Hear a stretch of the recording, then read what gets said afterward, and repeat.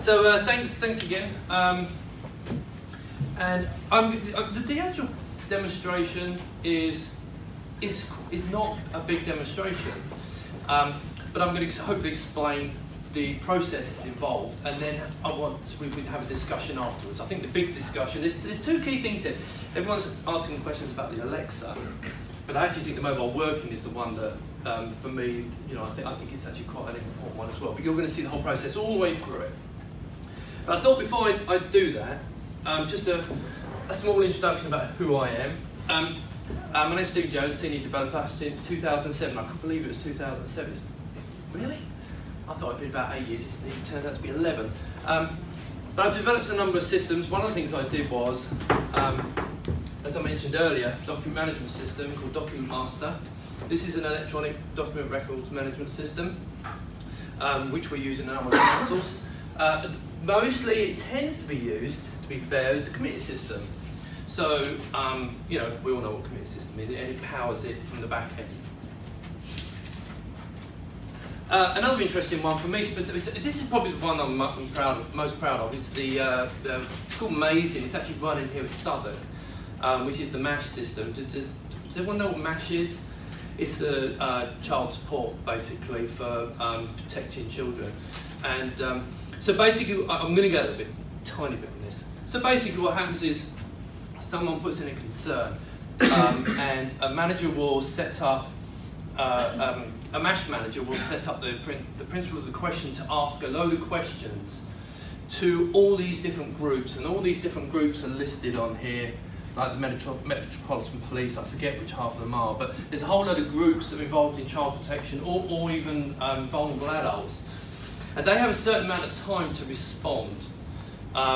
Now, depending on how urgent, it's 4 hours, 24 hours, or 72 hours. And you can see the process. This thing, they've got a big screen down in the MASH room, and it ticks over every couple of minutes, and it updates. And you can see the information coming in. And then they get, basically, all these people give the information, the MASH manager collates it all, and then decides what they're going to do. And I think that's one of the things that I think it's not hugely flash piece of software, but it's what it actually does, I think, is quite important. Gloss over most of the other things. Resource Manager is just a new one we've got. It's a calendar-based asset and resource managing system. Hoping to tie some of this into, because this is all communication with the Bridge, and it's powered by the Bridge, hoping that any appointments and so on will come in, will appear on the calendar for people, and then you can track the assets, be they people, etc., or if they're rooms you want. If you're having a meeting, book a room, etc., and they want a laptop in it and all that kind of thing. So let's just get past that. It's very important to understand this is not our first dance, which I've actually lost my phone. Mobile working is not new to us. We had a product which we developed some time ago, and this we called it Mars. I can't remember why.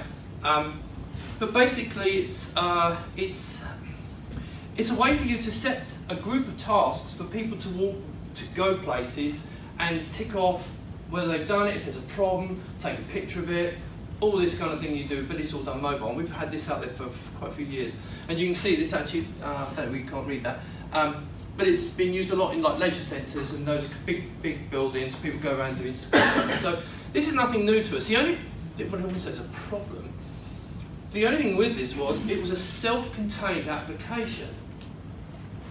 So we had a back-end system with an admin, and you logged into that. If you was an administrator, you logged in, you created these tasks, etc. And then the person would go out in the field, would log in, select which, like Albany Leisure Centre, select it, and then it'd come up with a whole group of tasks. And as you can see here, we had the traffic light system, and you could put messages on it. There's a camera button there, so you could take a picture, etc., etc. So this is nothing really new to us. Even at the point at the end, you can sign it to say, it's all done. And then that all goes up in the cloud. But as I said, the problem with that was, this was the software that was behind it. It was a great piece of software, but it was self-contained. You had to log into that. So we're now evolving it because of the Bridge. So the new one you're going to see is a very, very simple demonstration, just literally to show you that this thing actually works. There's no tricks. And let's jump into the next one.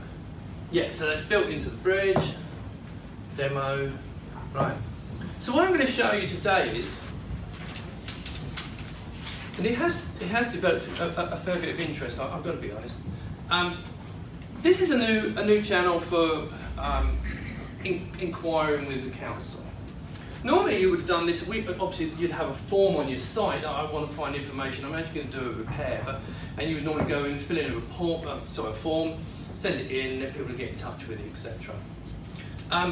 But we thought we should demonstrate it with this. So what I'm going to do is, let me explain this. Okay. So when it's working, what's actually happening with the Alexa? We have an application up in the Amazon cloud, which is called a skill. And that skill is then, once that's the question gets to there, you open it up, it then will authenticate with the bridge on whatever site it's on. So for example, if you've got My Southwark, you would have already linked this with the My Southwark on the website to make sure it's all working. So that by talking to this, we link into the system. So basically anything that's connected to the bridge, we can get a discussion going, which is literally what we're going to do now in a quite simplistic way. So I'm going to ask, well, in fact most of that's just basically a picture of what I'm actually going to do. So this is the one where you say, let's work. So I'll start by getting this thing going, but I'm going to go ask it for help. Alexa, ask My Southwark for help.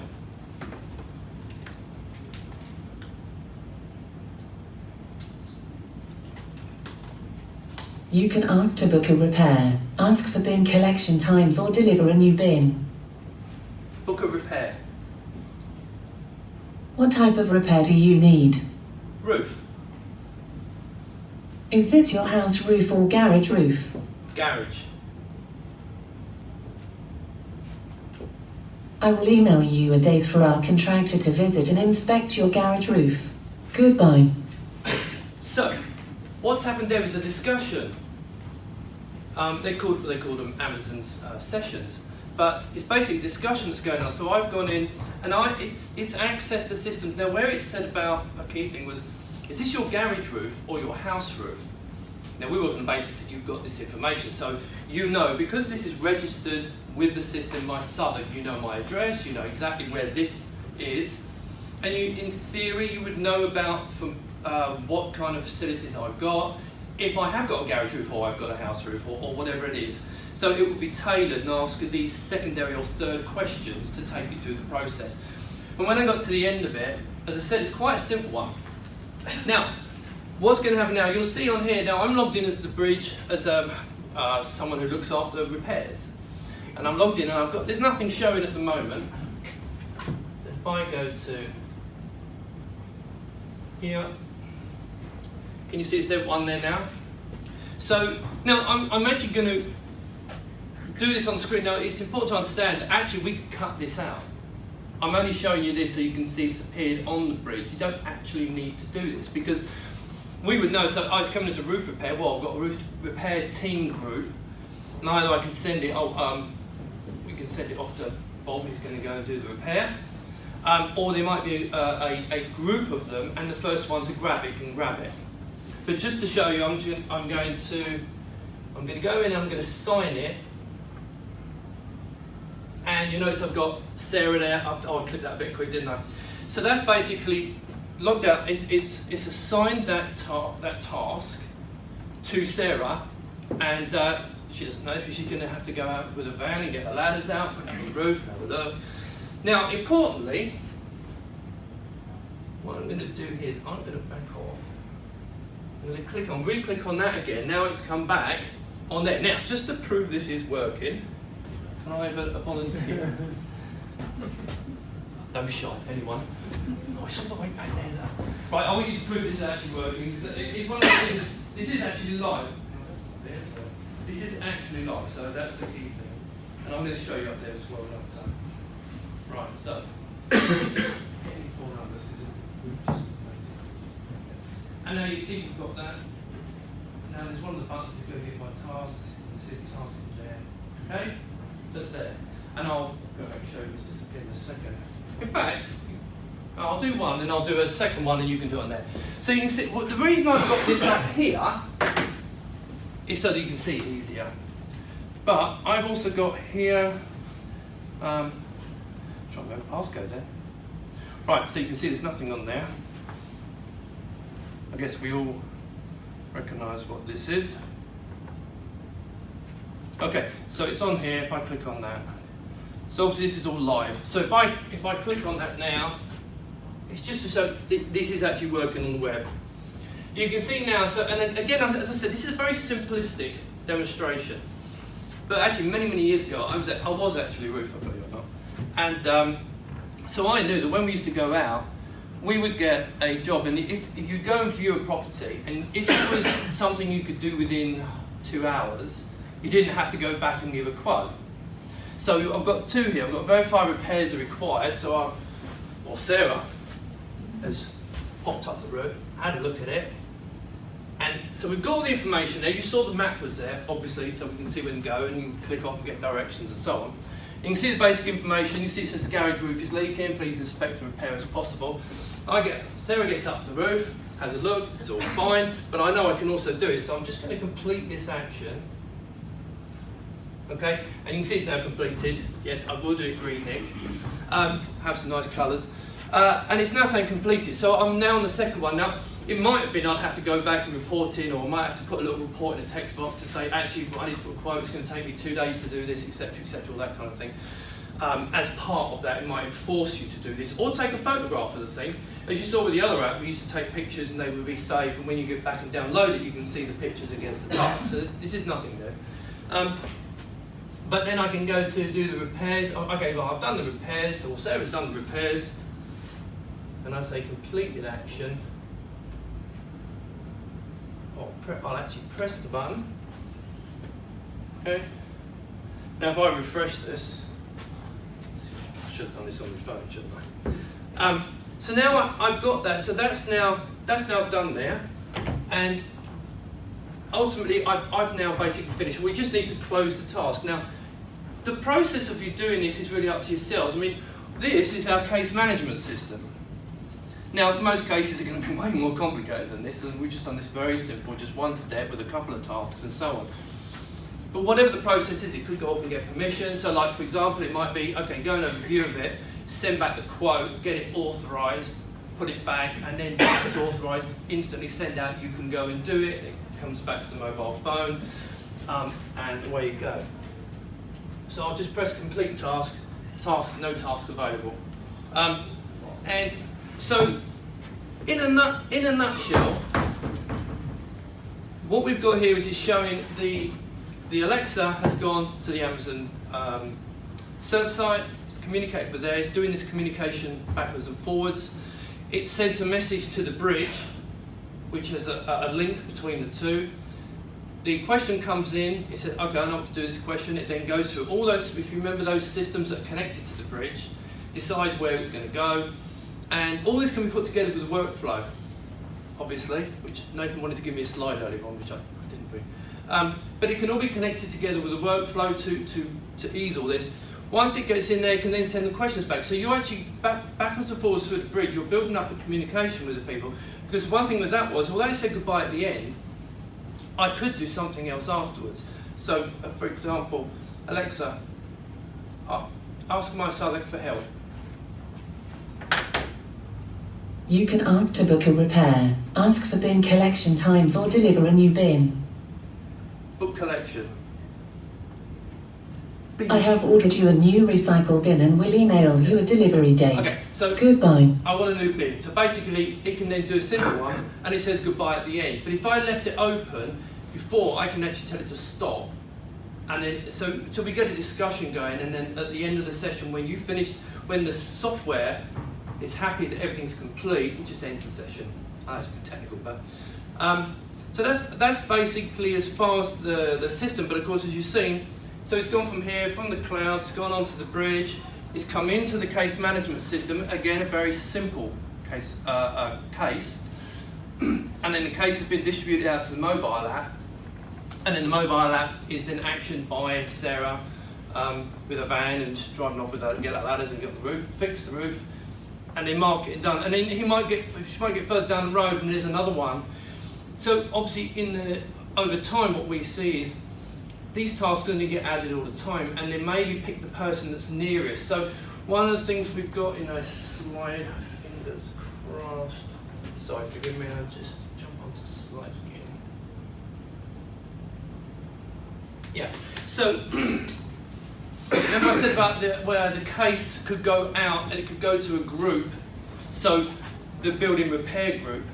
But can you see, it's not actually very clear, but can you see this map and there's this grid drawn around it? Okay, so we have the software that's in the bridge, and it allows you to just select on your map, just put some points, select an area, okay, and then it could be per person or it could be a group of people, and then it would pre-select people in that who come from that area, or maybe are actually in there at the time, because obviously these things have got GPSs, etc., so you can track this all down. So the potential's quite good, to be fair. But I think you've seen, hopefully you've seen that it works seamlessly across the whole thing.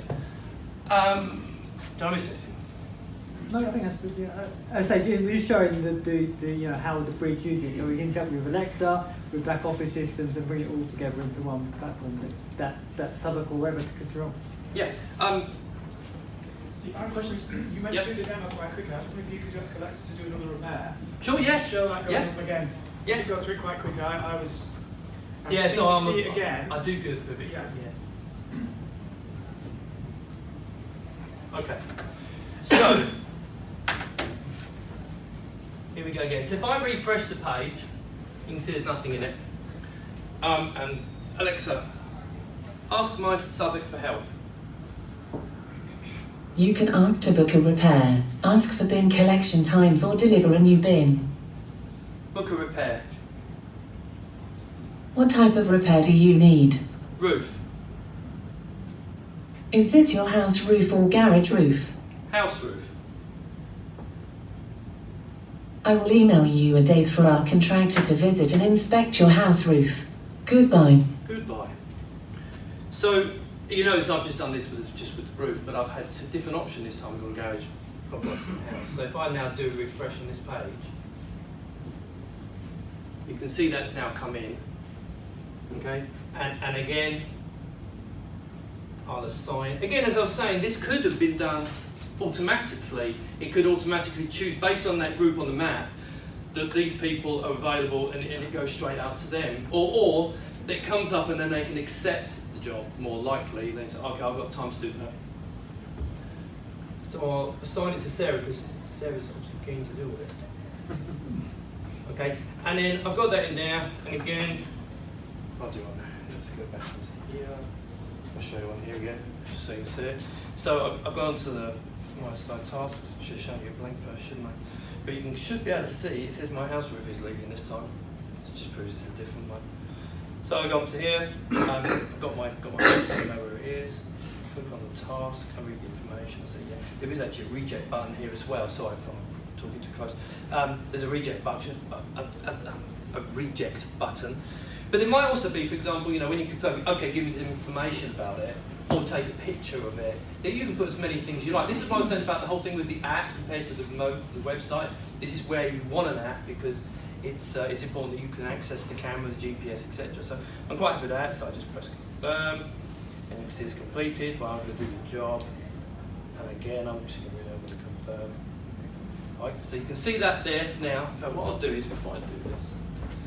And I just say on the case management system, we can control what data is sent across to the app, what functions, what tasks. You have full control over that, what the status should be, so you can follow it through and do whatever workflow you need the app to configure. So you can see the task is still there. Now if I press the complete task, okay, it's now saying there's no tasks available. If I go back to here, I actually deleted the refresh button. I'm going to put the refresh button back on actually. Go back in, no tasks available. So it is actually, obviously it's working over there. So it's just really to show that it's actually working. Is that a bit better? I think if we just again take some questions, Steve. I think the if you sit down. Sure, yeah. I'll let you do it. But I think the thing is to remember is the end-to-end transaction. So the customers had the interaction via Alexa. The councils had the request via the case management system. The case management system's allocated it to an employee or a contractor who's then gone out, done the work, and confirmed that it's all been carried out. So the customer will then also have the feedback loop. So it's a dynamic way of showing how that that customer transactions work. If you take Alexa out of the loop, it can obviously work in the same way, be it any service request. So the service request that you've seen for the roof can work not just in terms of Alexa, but can also work for a phone request or an online request or an email request via the contact centre. I can call contacts who have signed up for Alexa calling. To see which contacts have signed Alexa, up. stop. Go. Yeah, we do get a bit of that, sorry. I don't want to cause a divorce. So I think what we're saying is the bridge built in the Alexa element on it is another way of having customer interaction. I think there's something like 2.4 million Alexas across the whole of the UK. So they are in people's homes and they are being used. I was just to say, one of our goals on the Alexa stuff is not just with Alexa, but also Google Home and something like that. Yeah. Is that we would have the bridge be able to control both devices, so you, the council, can set up the conversations, because you know better than we will what the type of conversations people are going to ask for, and then we can link in with the outcomes. So what should happen at the end of that conversation? Yeah, and Apple's got Siri as well. Just, Yeah, yeah. People familiar with got Apple device. So yeah. Would you really invest in Siri as a voice recognition? Sorry, say again. So market leaders Alexa and Google Home. Yeah. Why would you think Siri is a viable proposition? It was just mentioned because it's part of the system. It's in the Apple ecosystem. Mine is more Google and Alexa because they're more the devices. It would depend on the council. If they want to do it all through devices, and we're trying. We've looked at Google and Alexa, and it's very easy for us to link the two. But I've not really looked at Siri that much, but I hope there's similar skills set across so we could do the same thing. Very strange for Apple. They've been slow out of the market with this particular type of device. I think the Apple product's only recently come to market. So and then there's talks about how good it is. This is new for us as well. You know, we're learning as we go Yeah. along as well. So no council's doing this at the moment. We're just prototyping it at the moment, trying to get it to a stage where we can help. And I think what I was trying to get people's heads around was you've got the Alexa integration, but you've also got the case management as well, which is managing the workflow going around. Any other questions for Steve or for Alexa even? Yeah, you try it. Yeah, there's this one first and then we'll come to the back. Just thinking about the workflow and the tasks, thinking of housing repairs in particular, Yeah. there's lots of technical stuff, schedule of rates for jobs and stuff like that needs. So how would you see the allocation of tasks linking in with the database for repairs that are actually done? This is something obviously we come with you and discuss obviously for the database systems, but if you remember from the picture earlier on with the bridge, we can talk to most of the systems. But we obviously, in certain cases, we'd have to develop these cases and support tools for the case management to be able to pull that data in. Because, as I said, I actually used to do this many years ago. I did Berlin, so at the time it would have been really useful to be able to go around. But I know exactly what you're saying. It's not. That's why I was very hopefully clear to point that that's a really simplistic case. They get very complex, but if we've made it too complex, I think. And our workflow system can talk to third-party systems, APIs and stuff like that, bring that in, base that on. So we've got quite a complex workflow system in place in the group, so we can build those types of things if we need to. Do you remember the screen with the lots of mobile pictures? That had all that kind of thing built into it. All that, not exactly what you were saying, but very similar. So you had to go into a room and check a room and then mark, and if, like things like temperatures of water, the alkalinity of the water. You had to check if there's stock. I'm trying to think of a good example. I can't think of one now, but is there stock available? You had to take a picture of something. If there was something broken, take a picture, send it up. And it's just a communication between systems, and hence why we say the bridge is important, because, and we always mention the bridge, because it communicates with all the systems that's going to give the data. And as Nathan said, we do have a really good workflow engine built into the bridge that links to all the products. In the old days, we used to have separate products, completely self-contained, and to be fair, it was they did the job great. People would ask for them, we'd build them, great. But now what we do is it's all being built into the bridge, and an awful lot has been put into the bridge. And it just makes life a lot easier because you've got access to tons of stuff, and you only log in once for all these systems as they get activated. Did that answer the... I think there's another point I'd like to come on to as well, and I know I'm conscious of questions at the back, but if you think about back 10 years ago when mobile was just about coming to fruition, there was a big thing about how do you display information and consumer requests on the mobile, and there was a different proposition on mobile than there was on desktop. Similarly here, you have to redefine the processes slightly to enable the Alexa suite to integrate with it. So it may be for some more of the complicated processes, it's not relevant, it's not applicable for Alexa to be able to do that, depending on how complicated it is. Because obviously, a speech control is quite, at the moment, in terms of technology, in the future, who knows, but it's quite simplistic how you would engage with Alexa at the moment. Technology will improve as artificial intelligence gets better, but at the moment, you're probably a bit like mobile, you have to rationalise it. Make it more streamlined for customers. Can I just start one more thing on that? Really important thing about the whole Alexa and speech thing is, with the web, you've got a great big web page, you've got tons of information, you can scan around and see it. With the mobile phone, you can maybe talk and you get a similar amount of information. But with speech, it's literally like having a conversation with someone. So you can only give so much information, and as the skill's going to be, we hope to develop the tools to make the job of creating the discussion workflow, whatever you want to call it, as easy as possible. But that's going to be that's going to become a skill, being able to talk, set these up. A bit like, I think customer relationship people would be ideal for doing this because they're used to discussing. And you have to give like a very small amount of information. Like when I did the ask for help, I got a small amount of information, and then it led me in by my answers to more information.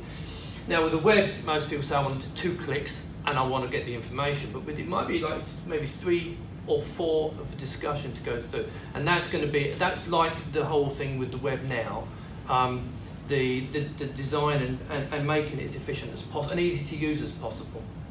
And I think what you'll see is the same thing with chatbots. You know, chatbots coming down the line, that would be a similar thing in terms of artificial intelligence and how that works. So, you see the speech thing. Nick, did you want to say something? Nick's our designer.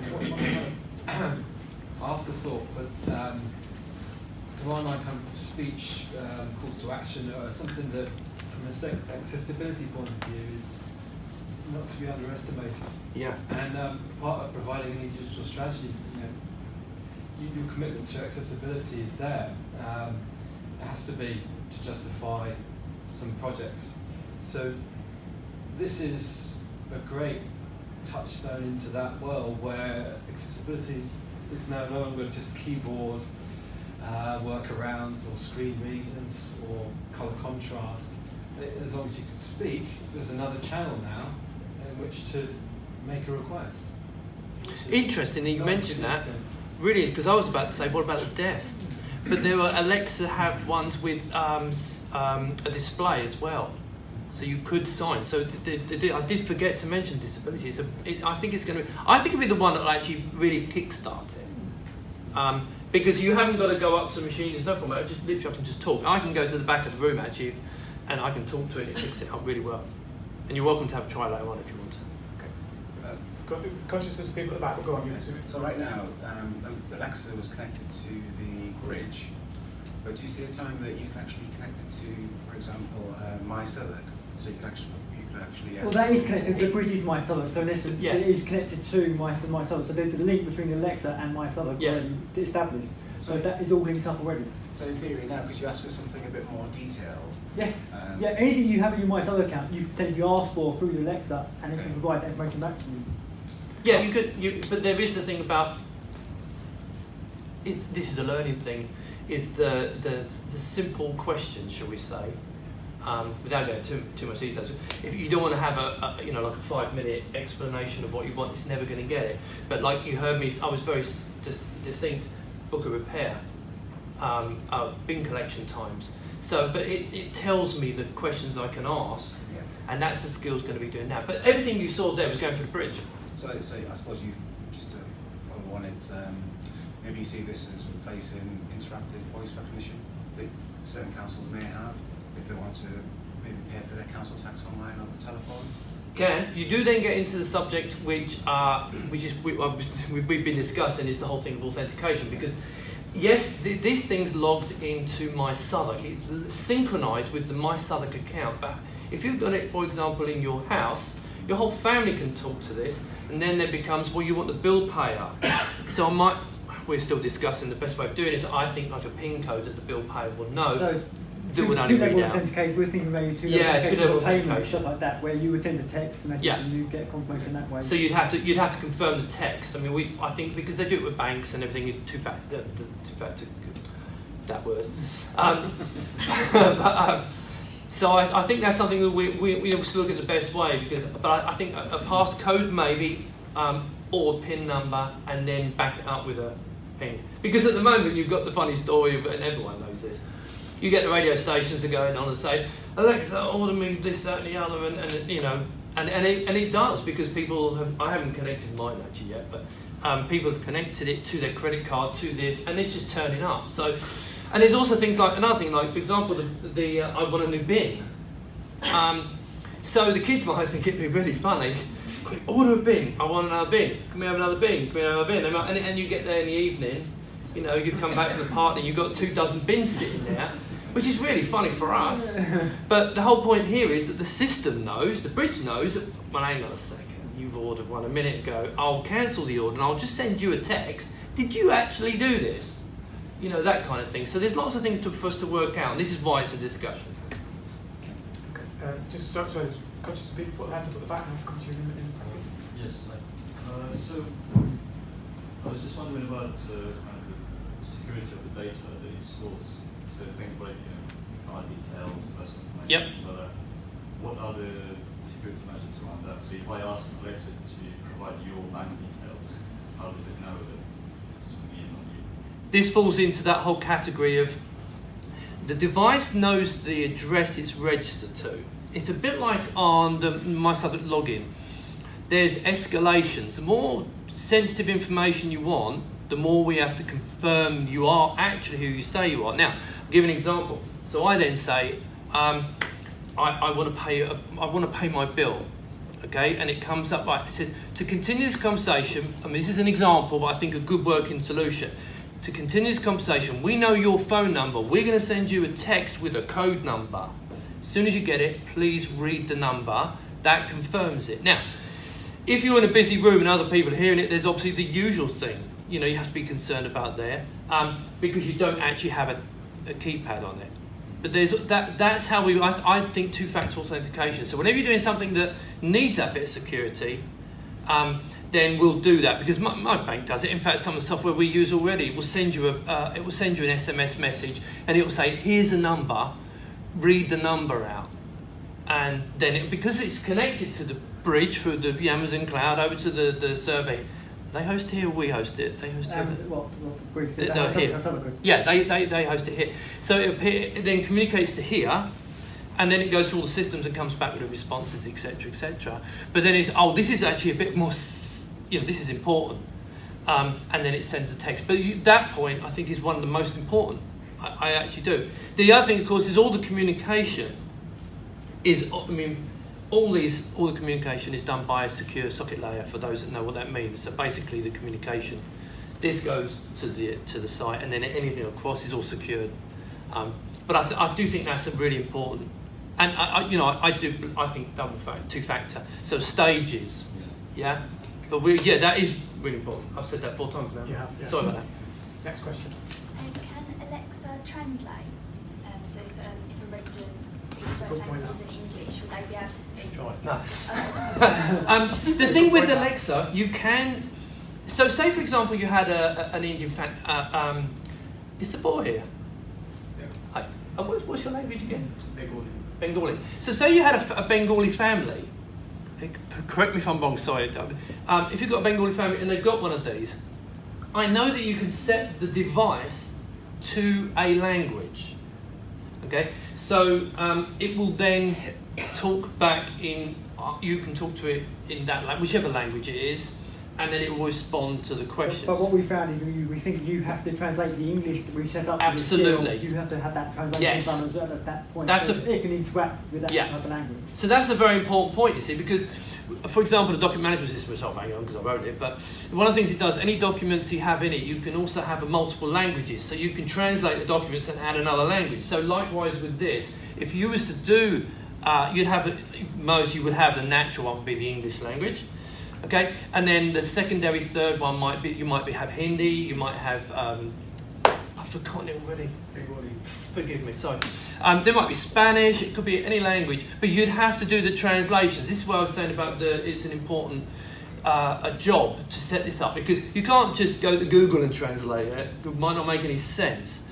But the system itself is set up in a language, so you talk to it in Spanish, it will respond in Spanish, but you have to obviously set that up. Now, obviously, we can put tools in place to help and assist, but ultimately, that's something that's potentially possible, because they're in most countries around the world. And we're sat in Southwark, I think there's 120 languages spoken in Southwark. Questions for me? So, yeah, but not Leeds or Yorkshire. So that gives you an idea and the potential for people to interact through voice, and it's the most natural way of interacting with people. And I think what's really interesting is you're really at the cutting edge of this technology, and I think you start to see it move forward. And what Alexa is just basically it's artificial intelligence, and it's coming in this form. It'll be coming in the form of chatbots. And further down the line, it'll be avatars. So, that's part of this journey. So I see a future, we'll walk in here, for example, and it'll be avatars that will speak to you in your language and will transact with you to a point where it then needs a human intervention at some point. So you can see where this technology is eventually going to go. I was saying to one of the colleagues over before, my daughter who's just at university, she manages her money using something called Ask Cleo, which is a chatbot on Facebook. And that tells her, how much money she's got in her account, how much she got available, how much she spent on Uber, which is phenomenal, how much she spent at the bar, which is phenomenal. So it's a way of her managing money in a way that she hasn't been able to do before. So from my perspective, it's fantastic. Okay, any more questions? Unless your job's in that place that you've been replaced by an avatar. Well, but I think one thing, we joked about it, but this will, certain parts of this technology will replace certain jobs. Yeah. For example, customer relations, but then there's a skill set that a customer relations person would have that would be brilliant for teaching the system the communication. So you just move people. There'll always be a need for human interaction. That will always be the case. It's just a question of there'll be numbers of certain jobs and certain issues that could be done through this way, and we'll just get into that level. And out of hours as well. And out of hours, of course, Yeah. yeah. And I think that the point you made, Nick, about people's levels Very of important. ability, Very and certainly from our perspective, when I was in a local authority, one of the complaints was we didn't give people who were partially sighted the ability to find when their bin collection day was, because it was on a PDF. So that's a PDF, they never find it. This can now do that, So there's different gains, and there's also different efficiencies that will happen. Well, we see key like the elderly, the vulnerable. Yeah, the elderly, they yeah. have to be the really key group to start kicking this off, because they can interact with us very easily. Whereas desktop or mobile, they might not want to deal with. Just don't give this to my dad because he'll order a new motorbike, and at 85 I've told him he's not allowed to ride. And that's a growing demographic. Not your dad with motorbikes, but the elderly. And how the council has to work with that demographic, that's becoming a lot more expensive, and maybe this could take some of that cost off. But I think the other side of that is you've got the ability now to have an employee or a contractor with a mobile phone actually in real time, sorting out what's going on there. Okay, I think that does Alexa. I think so, yeah. I'm just about to order a motorbike on your Alexa now. So Thanks a bunch. So thank you very much indeed, Steve. And we're going to do Southwark Schools now.